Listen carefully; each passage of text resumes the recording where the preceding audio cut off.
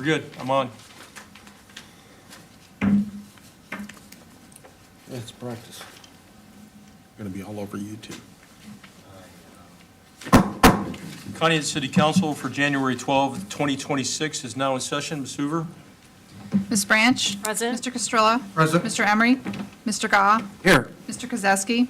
Mr. Moiseo? Here. Mr. Prokowski? Present. City Manager, Mr. Sanford? Present. Finance Director, Mr. Williams? Here. Law Director, Mr. Lewis? Here. Please stand for the Pledge of Allegiance. I pledge allegiance to the flag of the United States of America and to the republic for which it stands, one nation, under God, indivisible, with liberty and justice for all.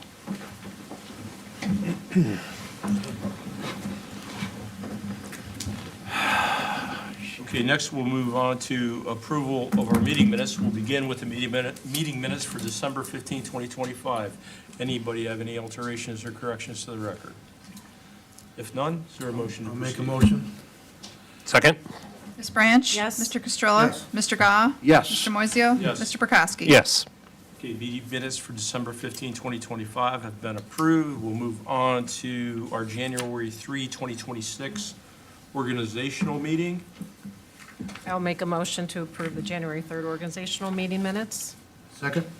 Ms. Branch? Yes. Mr. Castrilla? Yes. Mr. Gah? Yes. Mr. Moiseo? Yes. Mr. Prokowski? Yes. Okay, meeting minutes for January 3, 2026 have been approved. We're going to move on to our award presentations this evening, beginning with Spartan of the Month, Katie Klein. Would you guys like to step forward, please?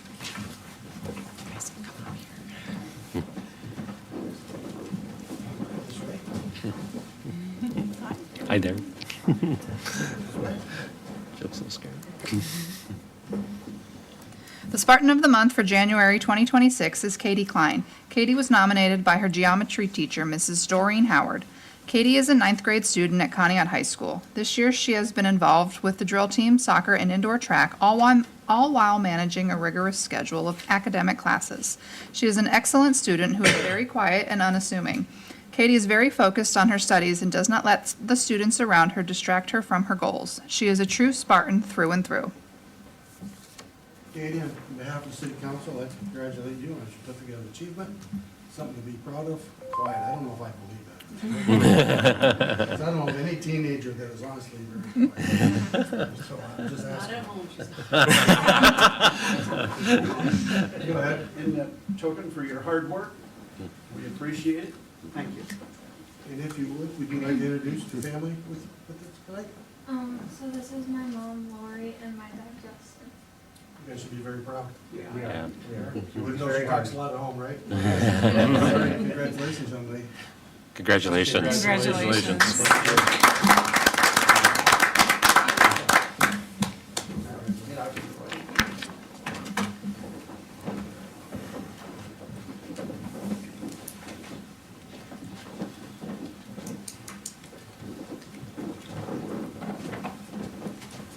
So this evening, we had two special presentations. The United States Postal Service proclamation, we will do at our next meeting on January 26th. Next up would be a proclamation for Mr. Mike Dalrymple.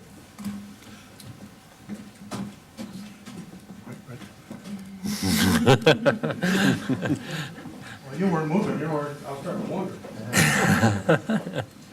Well, you're not working, it's okay to work it out, you know. He punched it. He's on overtime. Yeah, you're costing me money.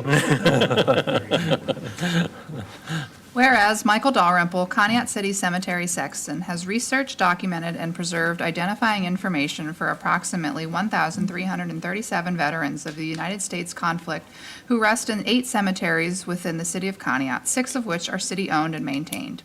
And whereas Mike's dedication was recognized by the Conneaut VFW Post 2636 for his hard work and success in locating and mapping veteran burial sites. And whereas, with the assistance of Eagle Scout Ryan Sullivan, there are now 369 marked veteran graves, of which 243 are war veterans with the appropriate conflict markers from the Civil War to the Persian Gulf War identified in the East Conneaut Cemetery. And whereas, with the assistance of Eagle Scout Hamilton Spiro, the graves of 4 veterans from the Revolutionary War and 2 veterans from the War of 1812 have been identified at Durkee Cemetery in the city's Farnham area at Center Road. And now therefore, the Council of the City of Conneaut, Ohio hereby expresses its appreciation to Mike Dalrymple for his invaluable contributions to the City of Conneaut. Mr. Dalrymple, we cannot thank you enough for everything you've done. This is, you be proud of yourself, really, congratulations, and we thank you. Thank you. Thank you.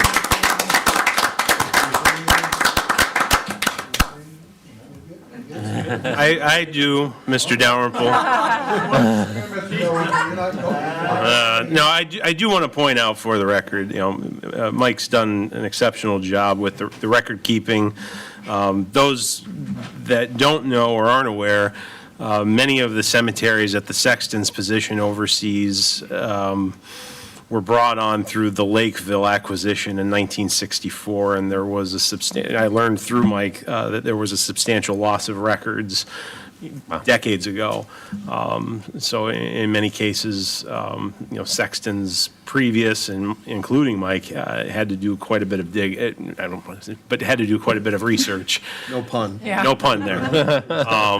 And so, for somebody who loves research, this is truly a remarkable accomplishment. So, well done, absolutely. And I think importantly, there is mapping, correct? That you can go, everything's mapped, you can. Yeah, through the city's website. So yeah. you can search for a grave marker, so on and so forth, and who's at that particular marker. First name, last name. Okay. Yep, Mike That's did it all. amazing. That's amazing. Yeah.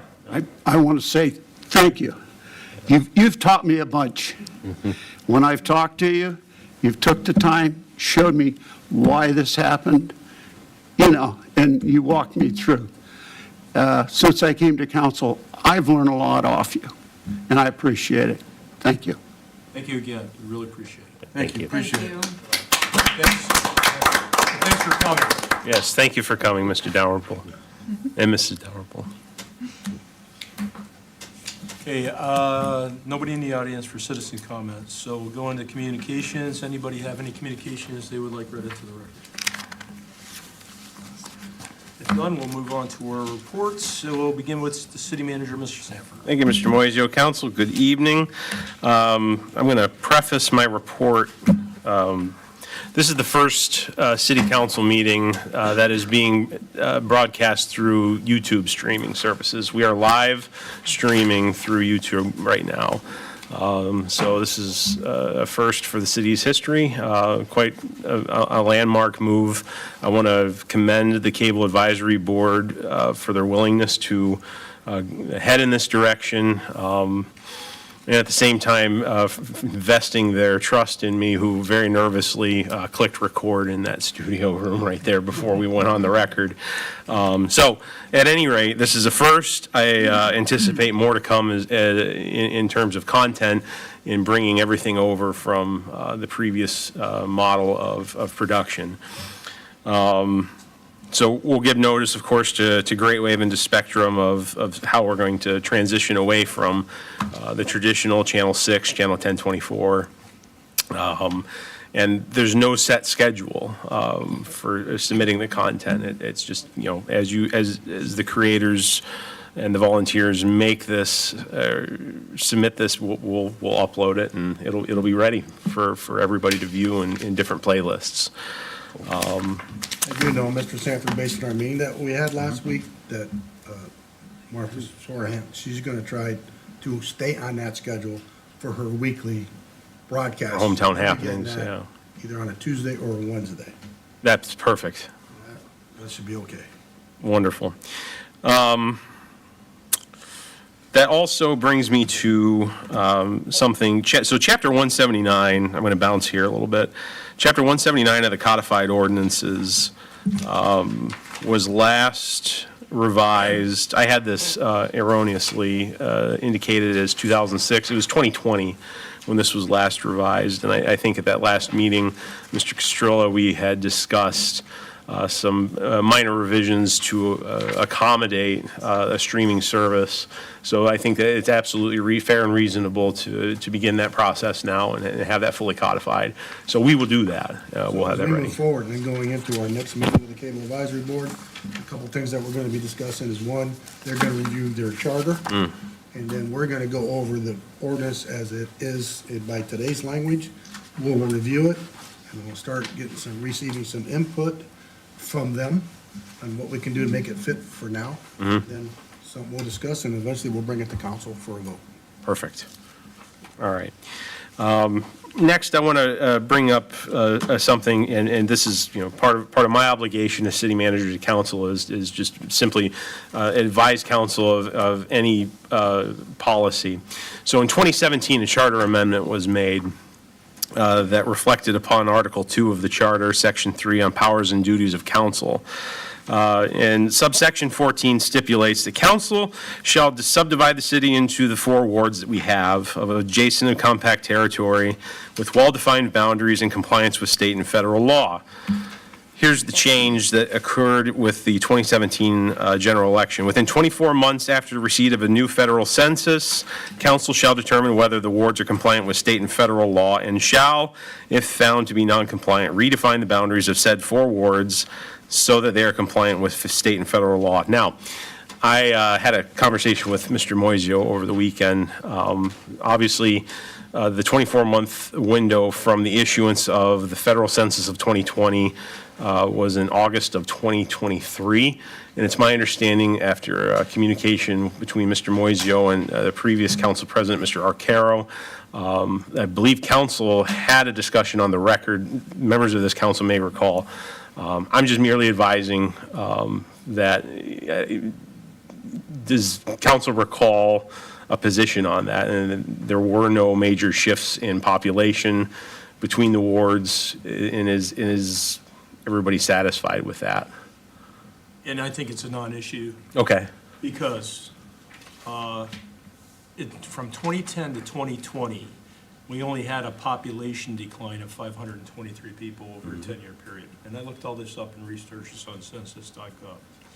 In 2024, the census was at 12,357. We had a 39-person increase in our census from 2020. So there's no decline in population, which would affect the wards Okay. that we could show. There's not, there's actually an increase, which is a slight increase. What is shown for the city of Conneaut, there are slight declines, small increases. So based on those numbers, and I think when we looked at them back in 2021, 22, around that time period, again, there was no major changes in population that would dictate redefining the boundaries of the wards. Then we have charter review again in 2025. 31. Oh. Well, no. The You- most you- recent I'm charter sorry, review you're right. From 2017 and 2024 made no recommendations for changes, so nothing was brought before the voters. Anything to do with this and redefining, let's say, council boundaries, and maybe with the next census in I think it might be this year, or is it 28? I can't remember. But anyhow, would be up to the voters. So, but I don't think this is an issue at all right at this point. I don't know. No, I don't think it's an issue. And it hasn't been for most of us that have been on council since 2020. Most of Right. right. So, but I remember the conversation, and I did talk with Mr. Arcaro, and this subject was broached. Again, there was nothing dramatic. Right. So, we Okay. said, okay. In other words, the status quo. Easy. Okay. Very- Yeah, so, Well, thank you, Mr. Moisio, and thank you, council. On to department operations, I do want to address Public Works. naturally, we do see social media, and we do travel the secondary roads throughout the country, and are very and acutely aware of the condition of the detour routes to South Ridge in Kingsville Township. And as a function of the winter condition, there are potholes aplenty. So I do know that our third shift crews that went in to operate Sunday night and into this morning did begin screening asphalt grindings for placement onto those areas, State Road, Under Ridge West, South Ridge West, with our, those primary focus areas, and are addressing those. They've also been addressing potholes. I do know that council has some areas of concern that they want to bring to my attention. Please do, because the more eyes on the city, the better. We want to reduce risk as best as possible. Also, Mr. Castrella, I would request that we have a Public Services and Cemeteries Committee meeting, if possible, 8 a.m. Wednesday, January 21st. Done. Beautiful. Okay, we're good. On to water distribution, the water crews have been addressing several breaks throughout the city in the past couple of weeks. And in determining the root cause of these breaks, they're determined to be shear breaks, and they are coincidental to power outages or power sways in the voltage during wind events. So I've instructed our water crews to work with the engineers in determining a strategic location for a surge anticipation valve, because what's happening is all of our booster stations are fluctuating on the pressure whenever we have a power surge or a power outage, and check valves are activating, and you'll have essentially water hammer throughout the entire distribution system, and a shear break is indicative of that. And I think we've had 7 in the last month. Oh, wow. That is a substantial cost, and we're at a critical place right now in the water system. So we'll be looking at that. And we're also addressing, I'm sorry. You're looking to identify where to install a new valve? Yes, hydraulically where that would be make the most sense. We're also addressing this with First Energy, because this is a shared responsibility, in my opinion. Customers will have likely received, or many customers will have likely received a flyer from 120 Water as a service, a contract service to the city of Conneaut as a third-party consultant. These were mailers that had information on the determination of pipe material that's coming into the homes on the water service line. It's part of the lead service line inventory under the lead and copper removal rule. It's not necessarily indicating that you have lead going into your house. It's indicating you possibly have what's called a galvanized steel service lateral going to your home. It was a very common construction material used in older homes, and they're just more often than not, that's the case. Those older homes that had not had that plumbing changed out through newer construction methods or renovations have that galvanized, and it's just a confirmation of that. On to fire and EMS, another question that's come up quite frequently is the rescue squad membership for 2026. It's been delayed, but I do want to assure everybody the 2025 membership is not being canceled. It's just being held over until such time as the mailers are sent out by the fire department. It'll just carry forward as renewals are mailed out, and simply the matter is administratively dealt with on my end. On planning and zoning, Ms. Hoover is reviewing text to create an overlay district for advanced manufacturing. It will go to Economic Development Committee prior to recommending to the Planning Commission before work session of council. We're also reviewing proposed bylaws to the Board of Zoning Appeals and welcoming Dr. Virginia Arp to the Board of Zoning Appeals.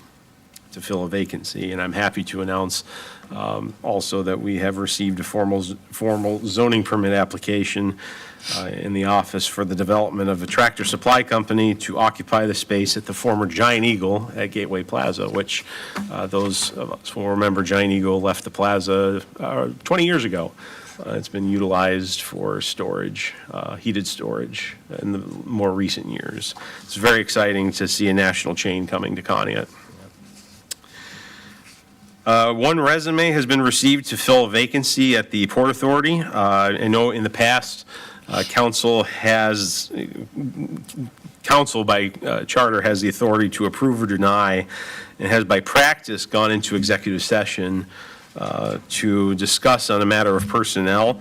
I leave it certainly to the discretion of council, but given the lack of membership, we maybe want to pivot and discuss management objectives, and it's certainly at council's discretion. And I know Ms. Branch being the new liaison, I'm going to leave it to your discretion. Yeah. I'll put some thought on that. All right, thank you. So I'm clear, what's your recommendation here? We do have one appointment. I'll give you the resume. Unfortunately, I did not have that with me. Shame on me. But I will have that for you at our next council meeting. Mr. Sanford, how many openings do we currently have? I believe there are 3, yes. That's what I thought. 2 or 3? And this would fill one of the One. 3. Yeah, I'd fill one of the 3.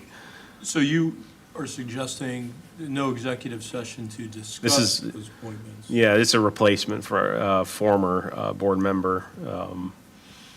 Yeah. So you have the resume, you make the appointment. I mean, I don't Council, see it in this case, council makes the appointment.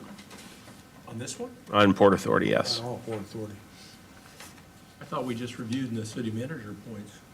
What's been done. City manager recommends. Yeah, that's correct. Recommended He that- gets the, like he said, the review, their application, the and names presented to Mariana has us. not had an opportunity to attend. Correct, the yeah. liaison. I would like Yeah. you to have that opportunity. Honestly, my first thought is to leave the option open to be able to go into executive session. I hate to change the rules on that, but will it be necessary? Perhaps not. Okay. So, that's just my first thought on it. Very good. I don't know how everybody else I'm feels. thinking the but same thing. I don't know if it's necessary to go into executive session Every time. every time to discuss an appointment to the board. As long as I know, like for me, We know who name it in is and advance their before I come background. in here, then it gives me time to, Right. that's all I ask for. Same thing here. As long as I know in advance. Consider it done. Then you'll know right away where I stand. All right, thank you, council. On capital improvement updates, I have attached a proposal to consider on the road program. So in addition to, we had a long discussion about this at work session with respect to the selection of roads for the annual road program. But I did hear in the feedback, what's been done and when was it done? And I like that. So I'm going to work with our city engineer, our consultant, MS Consultants, in creating a series of GIS layers indicative of our levy-funded road improvements by year, going back to 2014 when this all began. I think that's an easy lift and easily attainable. We do have a proposal for a 3-year effort in citywide pavement condition ratings, it's just data-driven, with the assistance of GIS and AI, certainly at council's discretion again, if we want to go that route. Understanding, of course, the nuance in our restrictions on how much revenue we receive each year toward the street improvement levy. It's the same, I believe, since the advent of the street improvement levies all those years ago. And certainly, we're not able to stretch those dollars as far as we were in 2014, 2015. But I'll have more information at our work session in February. But I do have that proposal for council to, review, digest, ask questions, certainly. And I think that'll be a good discussion for our work session in February. Okay.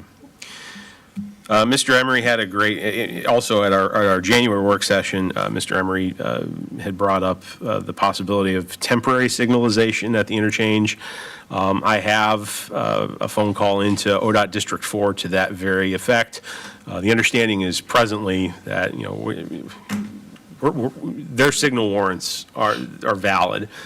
However, District 4 does not have that built into their plan until their program year 2027, which is still a year out. You know, we recognize the importance of getting those signals up there as quickly as possible. So if a temporary arrangement is at our fingertips and at our disposal, we should find a way to get it done. So the ask has been made, and we'll see what we get in terms of feedback. And on miscellaneous, we're at the point of submitting our capital improvement plan for Reftelis to cover our formal utility rate study. However, in discussion with the finance director and review of particularly the water fund, I do find the necessity to increase rate base to cover an additional $475,000 to cover mandatory operational increases that we encountered throughout 2025 that has brought cash flow down to a point that's less than comfortable for us. So basically what that amounts to is it will reflect what our proposal would be, would reflect an average $6 to $10 increase per month to the average water bill. And that would be put into effect for rates beginning February 1 on the water side. We will be working on employee reviews with management-based objectives and how basically the capability of how each department provides a level of customer service to the public, that is on residents and businesses. And also, I do want to add, this would be a first for me. I had the objective to accomplish this last year, and it did not get completed, and I do apologize for that, and I will have this done this year. Chamber of Commerce's annual dinner and Citizen of the Year award presentation is set for February 24th at the New Leaf Event Center. I don't know if they've released tickets for purchase yet, but once they do, I will pass that information. We'll certainly pass that information along to council. On this evening's agenda, we have two ordinances that I will ask be modified. Ordinance 02-26 concerns ODOT. In further discussion with District 4, this was already processed in 2023. ODOT did not have the certified copy. We submitted that to them today. So 02-26 can be simply removed from the agenda. Similarly, Ordinance 04-26 concerning 5705.41D1, that could go to a second reading. We will have all the information we need for that at our January 26th regular meeting. And though winded, I think because I had no manager's report at our last meeting, that concludes my report. Anybody have any questions for me? You want to discuss anything about the Amboy Bridge? You left that out. I'm sorry? About the Amboy Bridge? Oh, yes, thank you. So one of the other things, Amboy Bridge. So the overpass over Norfolk Southern on Route 20 on West Main Road, we did field several questions concerning the approach, what appears to be busted concrete on the parapet walls. I did reach out to an old colleague of mine who's at ODOT, a staff engineer with ODOT. So the damage is not structural. It just looks it. It looks bad. It's on their schedule to be repaired this year. The suspect cause is severe skew angle. It was just the angle relative to the roadway and the railroad. and what they consider is just a kind of a bad setup on the design end. So it is on their agenda for full repair this year.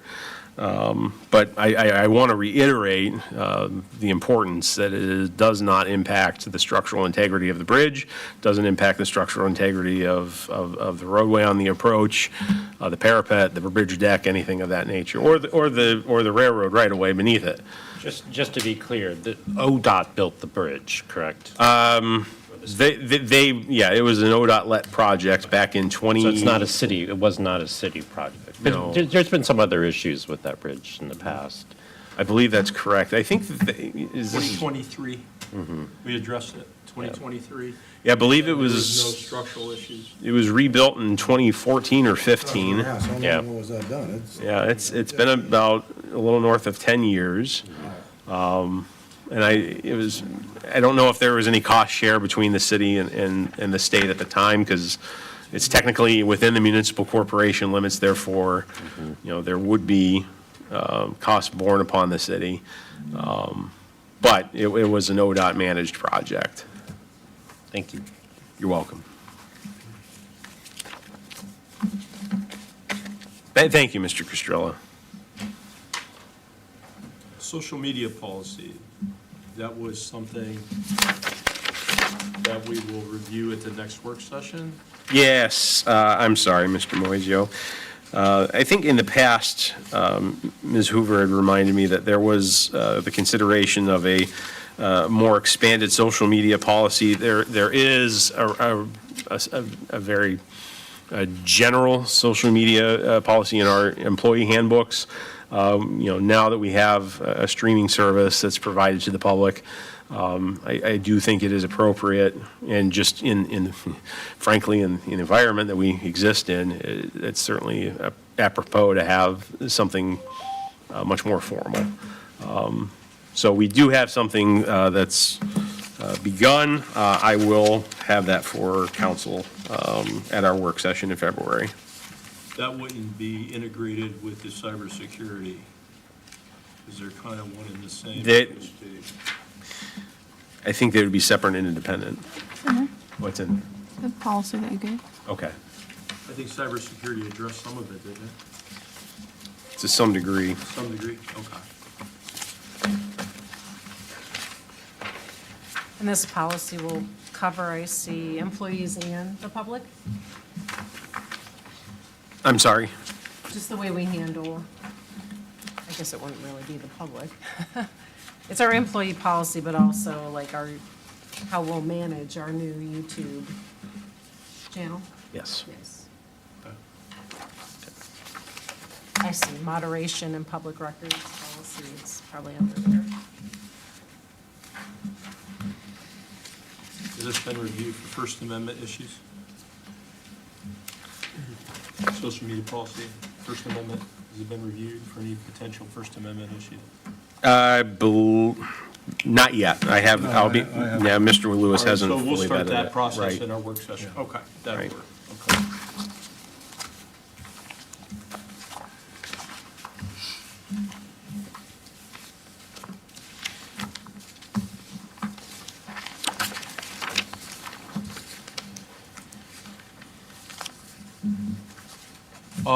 Okay, any other questions for the city manager? If not, Mr. Williams. Thank you, Mr. Mosio. Just wanted to let council know that I am working on year-end reports. We just loaded the budget, and we are now operating in the 2026 budget. What I gave you tonight is we received an update from the county through a Schedule B, which basically indicates what the 2025 valuation, real estate valuation will be for collection in 2026. Last year, we had a total valuation of 249 million. This year, it went up about 682,000, which is a very modest increase, around 1/4%. Really not much. I think next year, we're probably gonna see the larger increases from what I hear, as far as the total revaluation is concerned. That happens every 6 years, and the update every 3 years. right now, we're looking at gross revenue collections for 2025 at 3.59 million. And I know I mention this every year about the reduction factors. I know everybody's well aware of them, but I just wanted to highlight the fact that we are collecting $627,000 less than we could be if this was at the current valuation. So it's about $170,000 less for the fire department or fire levy. Police is about $300,000 less, and the street levy is about $156,000 less. So after those weighted average reduction factors are included, the net estimated revenue is now 2.963 million. And we always factor in a 5% delinquency, which brings that number down to 2.6 million. Normally, that 5% is a pretty aggressive number. Normally, we collect much more than that. It's usually probably about less than a 1% delinquency, but for budgeting purposes, that's what we have to do. So the effective millage, the full millage is 14.38 for the city. The full millage is 11.86. And if you look at the changes by property class, about 70%, almost 71% of the city's valuation is agricultural, residential, real estate. Commercial industrial is about 22%, and the balance is public utility real estate and public utility personal property. So we saw agricultural residential increase by about 193,000. Commercial industrial real estate was a very modest decrease of 14,000, almost 15,000. The largest increase was in public utility personal property, 434,000. But as I said, the total average was 682,000 was the increase for the year. And then I also did a breakdown by levy: fire levy, police levy, street levy, and the police levy with the 3 mil continuous. So that's all I have for right now. And as I said, I'm anticipating that I will have the annual reports to you probably by Friday or Saturday. Pardon me. How many TIF agreements do we have? Only one that I've. Yeah, it's Truck World. And then we usually average, what, 23,000, is that a quarter? 57,000 per year. 57,000 Yeah. per year. Mm-hmm. I was thinking 23 something and a half. Yeah. Okay. And that goes for how long? Oh, that's a good question. I think it was a 15-year. I think it was 15. Yeah, I was gonna say, I don't think it was greater than 15. yeah. Okay. And I think we're probably, 3 or 4 years into it, so. Yeah, we got a while to go. And you mentioned the reevaluations of property. Yes. And that is what Right. our county auditor came and spoke to us about, that is mandated by the state of Ohio, that it's not a county No. thing and it's not a city thing. I just want to clarify that. What else is there? I used to work at the county auditor's office many, many years ago. And a lot of people were confused. They thought the county was the one that had done this, and it is, and it's mandated by the state, so. Right. Any additional questions for Mr. Williams? It's tax season, right? So I was wondering if you could maybe just remind us all about city income tax, what the actual rate is for our, Okay. city residents, and then what percentage of that monies does council actually have authority to put towards projects? So it's a 1.65% income tax rate, and I will get you a breakdown as far as 2025 collections and where those were allocated to. But the majority goes to the general fund. But there is a portion that is allocated to the street department. So it's broken out into two different, there's a 1% which council controls, and they can allocate however they wish. And there's a 0.65. That is determined by ordinance, and it's allocated according to that ordinance. And then you combine those two together, and you can see the full allocation between general fund, street department, capital improvement, street lighting, recreation, and council reserve. So those are the funds how it's allocated. As I said, the vast majority is general fund, next is street department, and the rest is, capital improvements, the next highest. And the lowest is recreation, which collects maybe 80,000, or I'm sorry, 0.87%, or roughly 30-some thousand per year.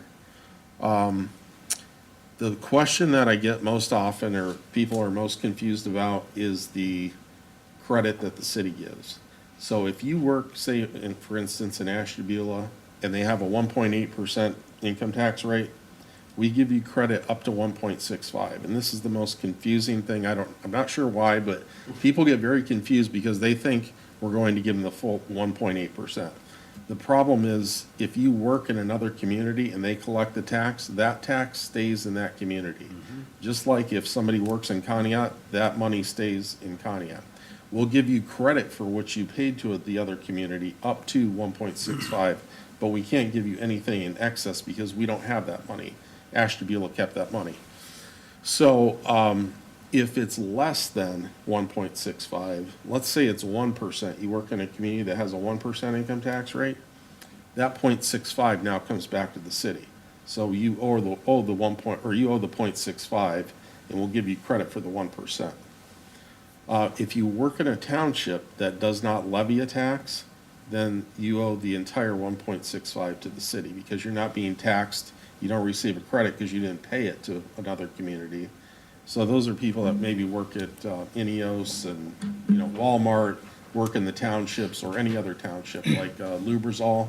We have a lot of people that work at Lubrizol, and they don't have an income tax there, so it reverts back to the city of Conneaut. I'll get you the numbers, and I think I sent it out to council that we had record collections this year. It was a modest record collection by about $7,000. It wasn't, it wasn't enormous, but I actually thought we were going to see a decrease this year because due to General Aluminum closing down for a good portion of the year. But I was very pleasantly surprised that we did receive that much in income tax. So I'm hoping this year will be better, barring anything catastrophic or a recession or, some shock to the economy. But I will have those numbers broken down for you in detail. And the income tax has nothing to do with our enterprise funds. Nothing. That's why I want to make clear. So Yeah, the water, enterprise- sewer, the enterprise funds are separate funds. Those are all fee-based, Right. and tax is obviously a percentage of your income. January 22nd. And the bottom line is this type of taxation is a failure of the tax code, the state of Ohio tax code. It's an outright absolute failure. In what respect? I mean, So let's say you work in the city of Ashtabula. You should pay no income tax to the city of Ashtabula just because you work there.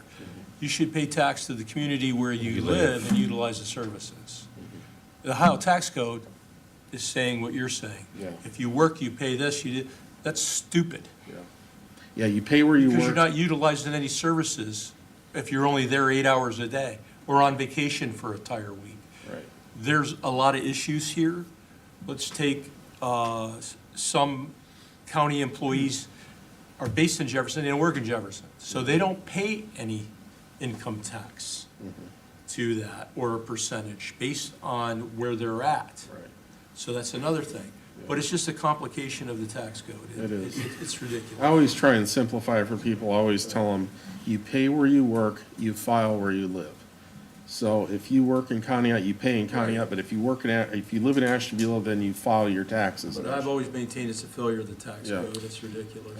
If I work somewhere else, I should pay my taxes somewhere else. That's why some communities like Ashtabula, we give 100% credit. Right. Many communities are doing the 50% credit, because what they're saying is, okay, you work in another city and you're paying that income tax to another city, but you're not contributing that income tax to the city of, say, Ashtabula. So we're gonna give you a 50% credit as kind of an offset and say, hey, we'll kind of split the baby. We give you 50% credit and you get a 50% payable to the whichever It's city. unfortunate that has to be put on the taxpayer because of failure of the tax code. Yeah, I mean, That's where the conundrum is. yeah, I mean, it's, essentially double taxation. I It is get double taxation without representation. Absolutely. So unfortunately, the law, yeah. Oh, I know, I just feel it's I've been all important. over this. Yeah, I feel it's important for people to know. Yeah, yeah, Residents, you know, Bigger than us. know, number one, that's how Bigger than the us. system works. Now, Number two, it doesn't businesses- all go for one businesses cannot- item in Yeah, the city. Businesses cannot be double taxed. According to the Interstate Commerce Clause, they cannot be double taxed. So they have that Schedule Y, if you look on the income tax form, which it's a proportion tax, so it's split, so they never pay more than 100%. With an individual, it doesn't exist. You can double tax an individual, as Mr. Sanford can attest to. Yes. I think it's also important to know the necessity for these discussions and the levies that we have in relation to the legacy of local government funding that the city, municipalities like Conneaut once enjoyed 25 years ago, and the present worth value of the allocations that Conneaut had at the time. And Mr. Williams has a tremendous record of what that was. It's about triple what we receive now in present worth. And I think there was also inheritance tax and personal property that since went away in 2009 and I think 2013 or 15 respectively. And the personal property tax was to be replaced with the CAT tax or commercial activity tax. That never happened. So we never had a replacement for inheritance tax, personal property tax. Back in the day, we used to have local government and local government revenue assistance. Well, they supposedly combined those two, even though it resulted in less money to the communities. And then they basically gutted it, cut it in half, cut the increases. As Mr. Sanford said, if we were at that same level, I think our highest year was 720,000 back in 2000. If you added an escalator even of 2% over those past 20-some years, you would be probably at least double, perhaps even triple that amount. So basically, they shifted the burden to the local communities, said, hey, you pass levies to support your operations because we're no longer sharing this at the same level. So even today, we're a little over 500,000 in local government collections. Like I said, we were 720,000 25 years ago. And that's not on an inflation-adjusted basis. No. So, I mean, if you look at the present value of those dollars, it's nowhere near. Shrunk. Thank you. You're welcome. Thank you, Mr. Williams.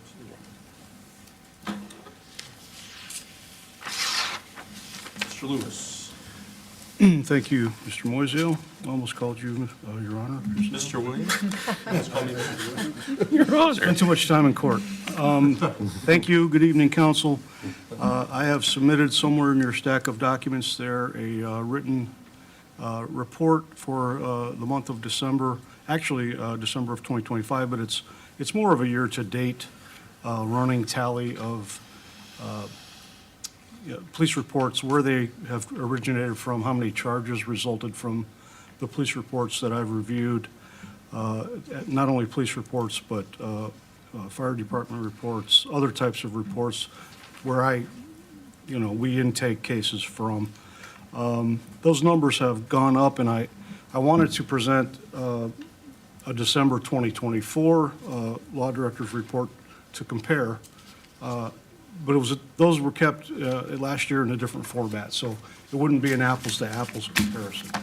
But I can tell you verbally that, we have picked up 4 new townships under our jurisdiction of this court, as well as the village of North Kingsville. Any criminal cases that originate from North Kingsville Police Department, they come through my office now. And so there's been an uptick in all the cases, really.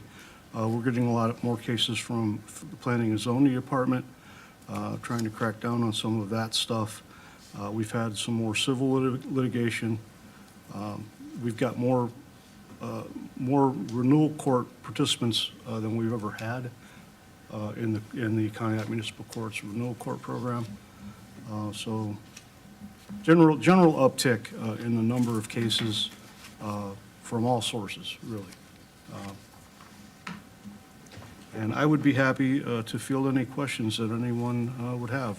Mr. Lewis, with that being said, when you say uptick, what does that mean? Like, give me a percentage. Can you do that? Yeah, I mean, like I said, we went to, Because you added the others. Ms. so- Hoover and I tried to compare last year's December, or 2024 December report to this year's, or last year's December 2025 report.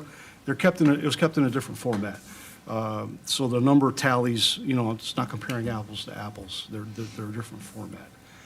I don't have exact numbers to give you as far as the uptick, You know, but just based on the new jurisdictions that we have, the caseload's gone up. 'Cause I remember Mr. Roach, we had the judge up here, and I asked him something similar, and he said the increase wasn't so much that it was an overall burden.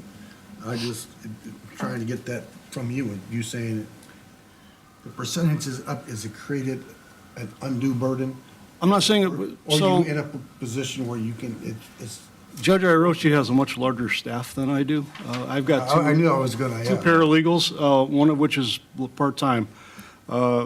So I'm still able to keep my nose above water as far as, being able to handle the caseload. But we have discussed We have. adding an assistant law director sometime this year to help out with the added additional caseload. Thank you. Council will recall, we've had the days of an assistant law director on a part-time basis, and throughout history, a full-time basis. But Mr. Lewis has been acting in his capacity as a full-time law director without an assistant law director for, I think now you're in year 5, 4? I'm in year like 4.5. 4.5. Yeah. 8 months, 4 days, and 16 hours. Who's counting? Who's counting? In this change, when, we absorbed the townships in North Right. Kingsville, this was a county decision? Was No. it not? State, State, yeah, Ohio Supreme state Court. legislature, yeah. yes, Or and we did legislature. not receive any additional funding, correct? John, do you, Mr. I Williams? believe do that's you- correct. No, we got nothing? No, I mean, you get the additional, you receive the Can you say additional, that louder? An unfunded state mandate. Yeah, but go ahead.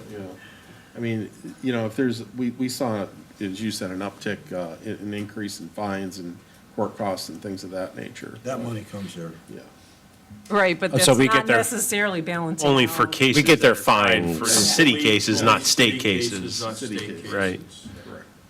State really put a lot of burden on us, huh? So, And council did have an appropriation set aside for an assistant law director for this year. So that is in the budget. Yeah, we're on the case. I Good, think good. that's great that we Yeah. have that budgeted for. Just so council understands, that the only way I can charge a case under Conneaut ordinances is if the crime or whatever happened in the city of Conneaut, in the Conneaut Police Department's jurisdiction.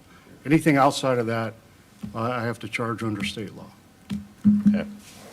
Interesting. this is all part of the court consolidation plan that's moving forward. So this became effective 1/1 of '25. Right. And then Western and Eastern County Court are merging.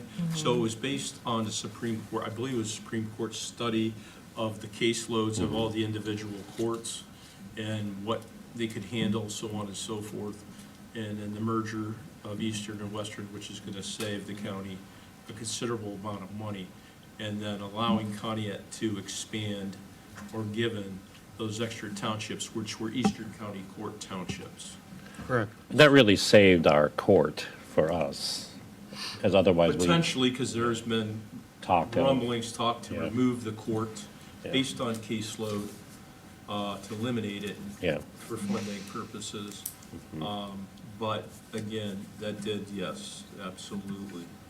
And I don't think anybody countywide or local was in favor of that.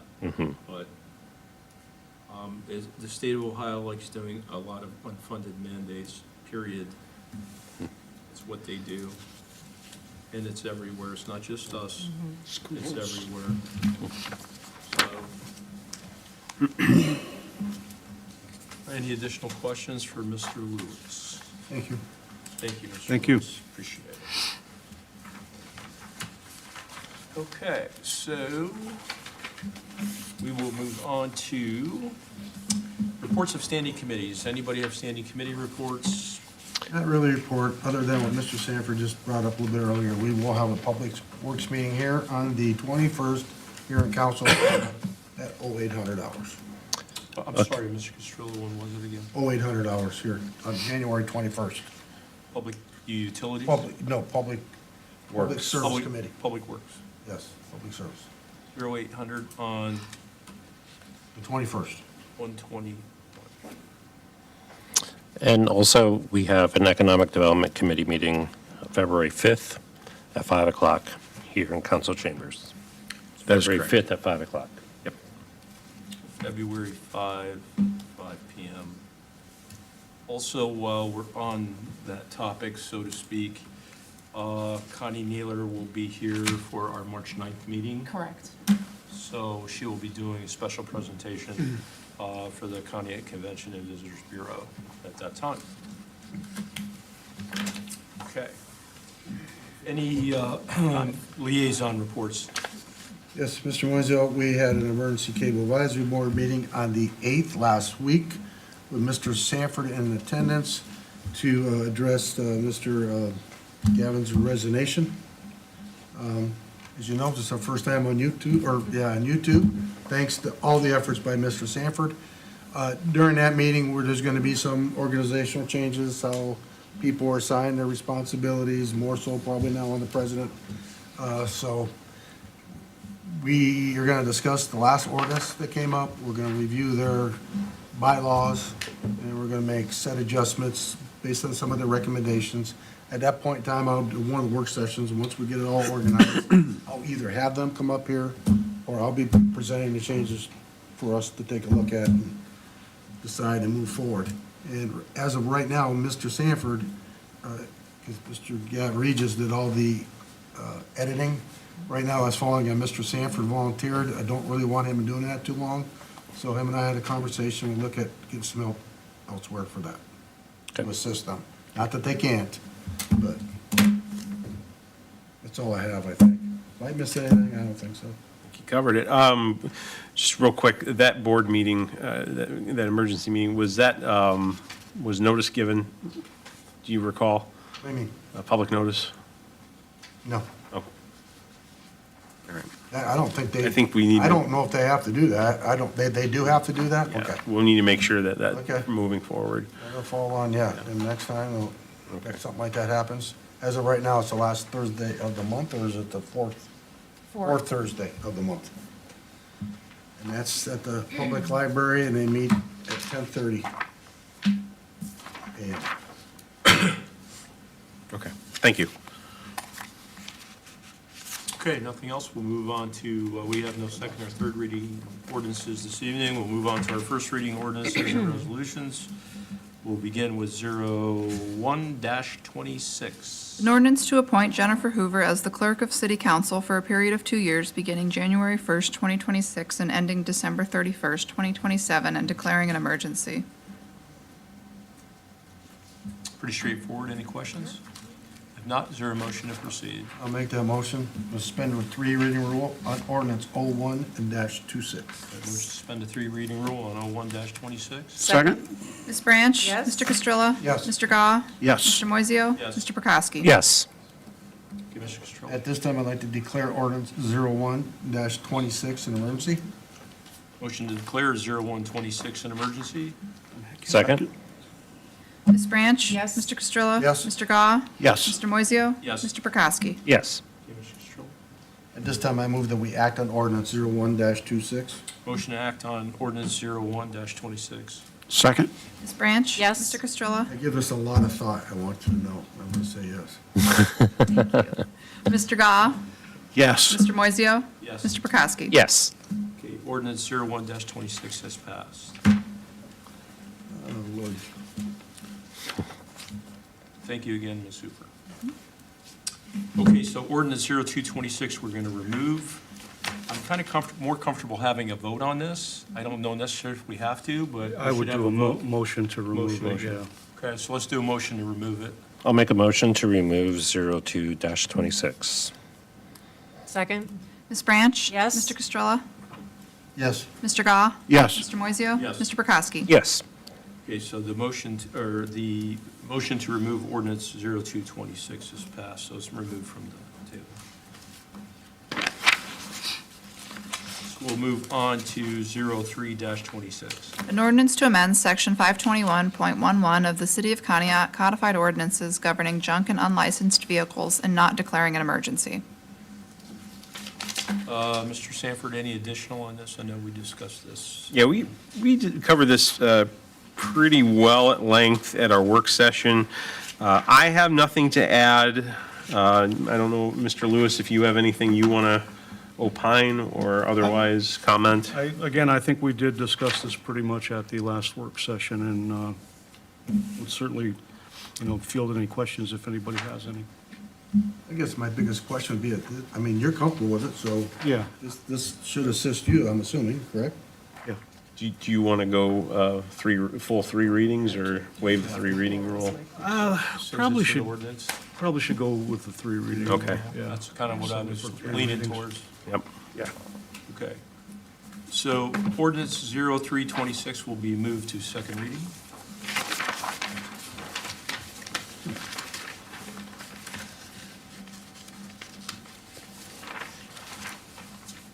Ordinance 04-26 will also be moved to second reading. Thank you, Mr. Moiseo. Does that need to be read, though? Yes, we do have to read it. An ordinance to authorize payment to the following vendor in the amount listed in Section 1 below pursuant to Section 5705.41D1 of the Ohio Revised Code and declaring an emergency.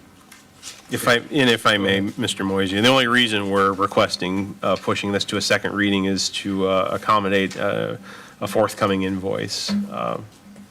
That's all. Okay. So ordinance 04-26 is moved to second reading. We'll move on to ordinance 05-26. An ordinance authorizing the city manager on behalf of the City of Conneaut to withdraw its membership from the Ohio Government Benefit Cooperative and declaring an emergency. Mr. Sanford. Thank you, Mr. Moiseo. This ordinance would satisfy the terms and conditions of our withdrawal from the OGBC since we have entered into a consortium with the Jefferson Health Plan through USI. This is just standard procedure.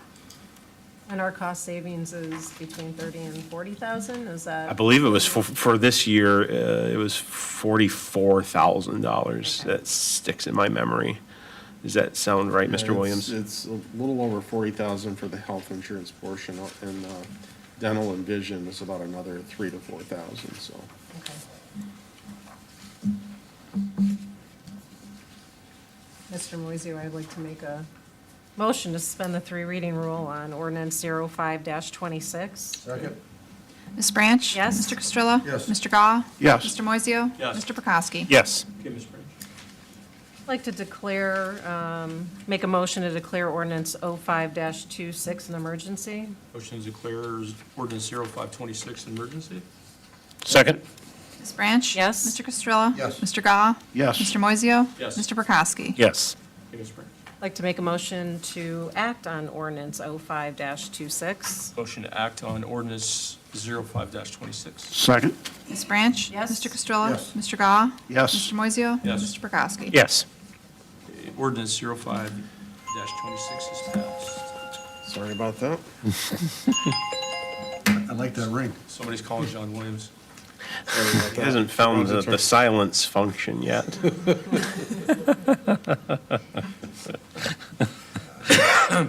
Next, we'll move on to resolution 06-26. A resolution in support of the Ashtabula County Board of Commissioners' partnership with the Geauga County Commissioners by and through the Geauga County Dog Shelter.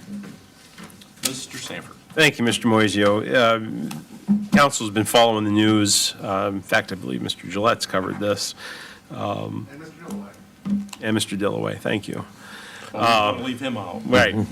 So, just with ongoing contract issues between the Ashtabula County Board of Commissioners and the Ashtabula County Animal Protective League, it has put a strain on how we here at the City of Conneaut handle certain cases involving dogs, whether it be, dogs at large or humane cases. And, we see a number of those cases here in the city of Conneaut. Mr. Lewis can attest to that, Ms. Hoover can attest to that in their respective capacities. The commissioners taking proactive steps to collaborate with the Geauga County Commissioners, though seemingly unfortunate because they have to go to another county to handle this, is commendable because it's solving an issue in my eyes. And I truly, I want to thank them through action by a resolution. Because it's helping us all of us communities by that collaboration. We work very closely with the Asheville County Dog Warden, and our partnership is very strong. So that's all. I know, I read the city of Asheville has contracted with our local APL. They were able to clinch a contract with the previous leadership. We had hoped to have that same arrangement, and we're in negotiations, then they stalled. Okay. Any additional questions? Not? Is there a motion? I'll make a motion to waive the 3 reading rule on Resolution 0626. A motion to? Second. Ms. Branch? Yes. Mr. Castrilla? Yes. Mr. Gah? Yes. Mr. Moiseo? Yes. Mr. Prokowski? Yes. Okay, Mr. Prokowski. I'd like to make a motion to act on Resolution 06-26. Motion to act on resolution 0626. Is there a second? Second? Ms. Branch? Yes. Mr. Castrilla? Yes. Mr. Gah? Yes. Mr. Moiseo? Yes. Mr. Prokowski? Yes. Okay, resolution 06-26 has passed. We'll move on to ordinance 07-26. An ordinance to repeal ordinance number 147-25 and amend section 1 of ordinance number 21-04 to set the maximum rates of pay effective January 1st, 2026 for the positions as described in section 1 below and declaring an emergency. Mr. Sanford. Thank you, Mr. Moiseo. I had announced to council in either our organizational meeting or our work session that the county was informed of it's not receiving an award of a CHIP grant. That's the Community Housing Impact and Preservation Grant, which I think to my knowledge is the first time in history Asheville County did not receive the award. And that's for Asheville County and the 3 cities, for Asheville, Geneva, and Conneaut. By that, we have a CHIP grant coordinator position as a part-time position. It's a function of the executive administrative assistant to the city manager, and it's contingent upon grant funding. That position also is tasked with handling inquiries and cases for previous grant cycles that go back many years. So I'm proposing, as I discussed in work session, rolling that stipend amount into the salary with a footnote that it shall include certain clerical duties pertinent to coordinating the city's community housing impact and preservation grant, subject to review for fiscal year 2027, pending availability and status of future funding cycles. The dollar amount for that stipend is $7,800 and I believe $33. And it's been that amount for a number of years, unchanged. Where am I missing it on the schedule? It'd be next one down. Yeah. Okay, that's where the, okay, gotcha. And I think we discussed this at length at our work session. Yes. The importance of this and continuation until such time the grant is completely disposed of. Or we get it again. Or we get it again. Right, Get it it leaves the again. door open. if- Yeah, and I want We to, made it 26. Yeah. Or, I'm sorry, I'm old. 27.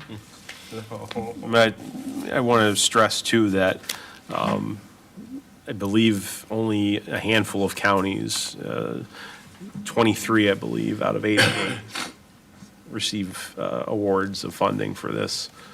This is for home repair, down payment assistance, such things like that, which frankly is a sad reflection of what the state thinks of local governments, but that's just, I'm sorry. No, you're correct, sir. Yeah, You're very correct. My mom and dad had that, and it was a great thing for Evergreen Street because it picked the property values up, their homes were painted, aluminum siding. There's a lot of things that a CHIP grant does that makes a neighborhood. Yeah. Well, and it helped the seniors too, and I know. Oh, yeah, they Mr. were you're very seniors at the passionate time, to- yes. yeah. Oh, yeah. You're very passionate about that, so. Yeah. He should be. That's Mr. Chris Castrilla. Right there with him. Yeah, not Okay, far. so is there I just noticed something here too. I'm sorry? no, go ahead. Yeah, I'm No, like, I just noticed something. With Jen's appointment, did we referenced 147-25, which is now repealed. So are we gonna have to reference ordinance 0726? No, it's in there. No, We're still good, and I'm referencing your appointment letter also. Make Her- sure-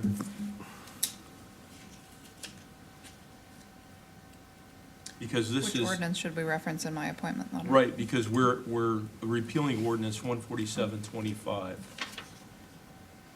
and amending section 1 of ordinance 2104. So We should if we're reference repealing 0726. 14725, do we have to reference, for Jen's purposes? oh, it would be well, I'm thinking it would be 07-26. 07-26. I think you're right. Yeah, because it's not in Yeah. effect anymore. That's correct. And this would be the most current ordinance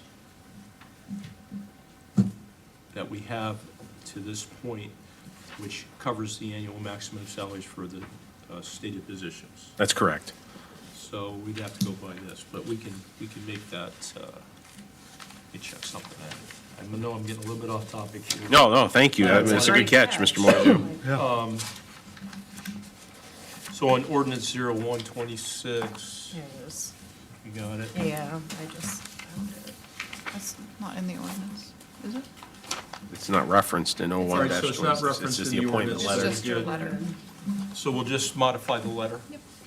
That'll work. Okay. Good. Good. That's good, yeah. Okay, Okay, so. so is there a motion to proceed on ordinance 07-26? I'll make a motion to suspend the 3 reading rule on 07-26. Okay, motion to suspend the 3 reading rule on ordinance 07-26. Second. Ms. Branch? Yes. Mr. Castrilla? Yes. Mr. Gah? Yes. Mr. Moiseo? Yes. Mr. Prokowski? Yes. Okay, Mr. Stroll? Something I'd like to declare 07-26 an emergency. Okay, ordinance 07-26 has been declared an emergency. Second? Ms. Branch? Yes. Mr. Castrilla? Yes. Mr. Gah? Yes. Mr. Moiseo? Yes. Mr. Prokowski? Yes. Okay, Mr. Castrol, This time I move that we act that ordinance 07-26. motion to act on 07-26. Second. Ms. Branch? Yes. Mr. Castrilla? Yes. Mr. Gah? Yes. Mr. Moiseo? Yes. Mr. Prokowski? Yes. Okay, ordinance 07-26 has passed. So now we'll move on to unfinished old business. Anybody have any unfinished old business they would like to bring up this evening? Miscellaneous business, I'm going to start with water billing payments, Mr. Williams. The communication errors, have those been resolved? Yes. You did that with a deep sigh. Maybe they were calling you on the phone. Yeah, we, Mr. Sanford and I discussed this today. It's happened 2 weekends in a row. I thought it was on the provider's end, which is Mark Morgan through I3 Communications. He assured me that it is not. They checked on their end. It's something between our server and CMI. So we have Hudson Communications. They fixed the problem, but then the problem occurred again. So they're looking for a more permanent solution here. I'm not sure, I haven't talked to Hudson today to see what the resolution was or if they found a permanent fix to the problem, but we're addressing it. All right, so our customers making water sewer payments online, are they aware they're being affected in any way, or? Well, yeah, because they can't pay online, and I noticed it this weekend, again, and So you cannot pay on? well, they should be able to do it today, but over the weekend, no, they were not able to do that. What So- would be the best recommendation if this continually occurs till it's resolved? Yeah. Make the payments at the water office or? Or, drop- yeah, Or or during the just week. wait, it's During not, the it's, week? yeah, this usually is just during. the weekend? It's just the weekend. Okay, Yeah. okay. Interesting. But I will let you know, I will talk to her Okay. tomorrow to see what they discovered. We appreciate it. Sure. We did cover the gravel road conditions on the southern roads. And those are being addressed, and it was addressed in the city manager's report. I just want to remind everybody that our work session on February 2nd will begin at 5 PM, because that's going to be joint with the school board. And then Connie Naylor will join us on March the 9th at a regular meeting with her special presentation for the Conneaut Convention and Visitors Bureau. And I want to make sure, I think that was all I had. Anybody have any other miscellaneous business they want? If you would, Mr. Sarah, I already mentioned to you before the meeting, has to do with if there's anything we can do with Gateway. I don't know, but the potholes aren't just No. potholes now, they're becoming more in a greater variety. With the school traffic, I had some people approach me, so. Yeah. I will see what we can do.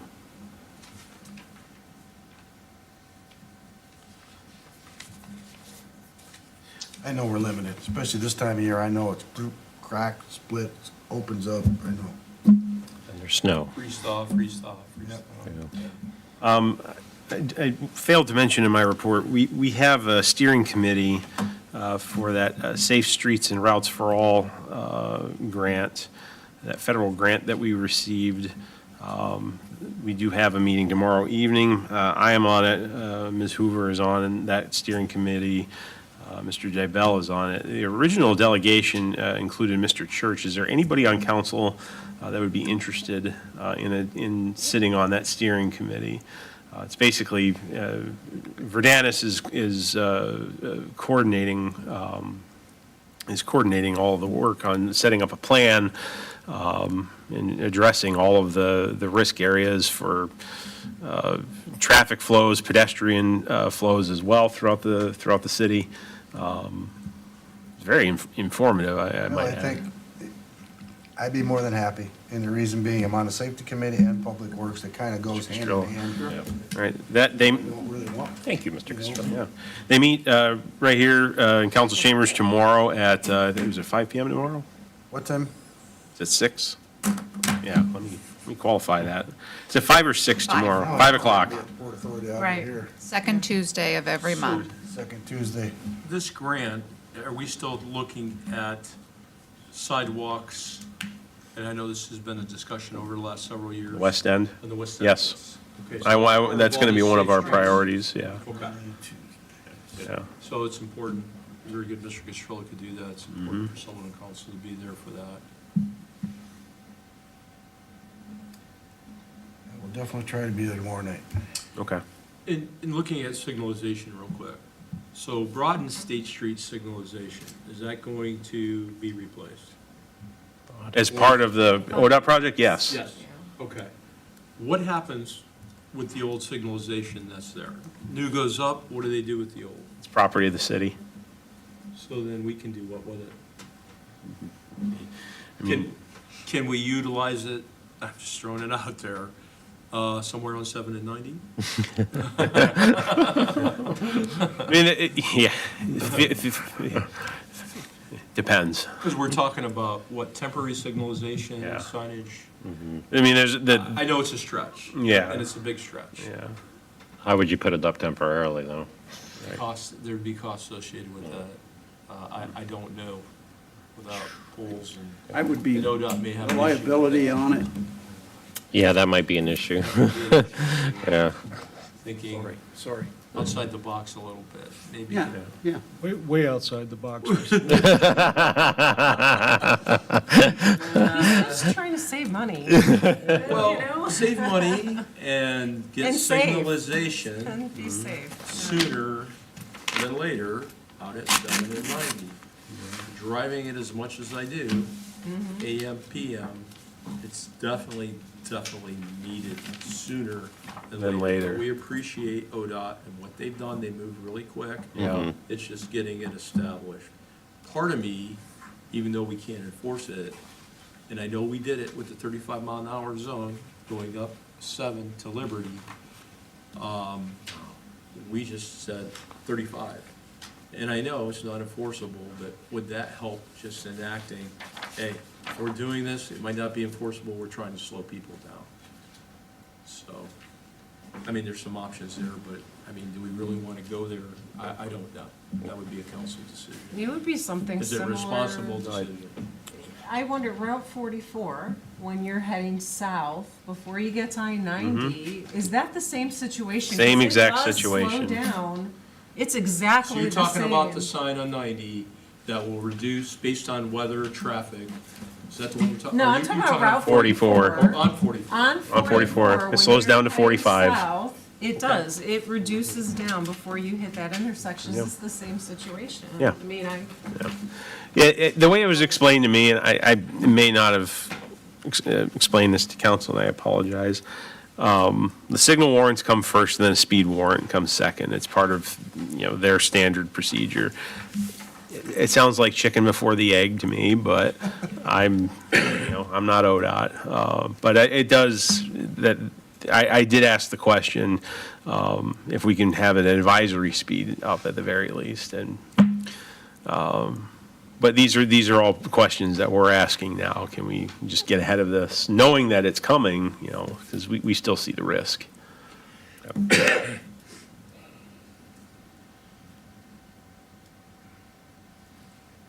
Well, I think we worked at relocating some signage for, I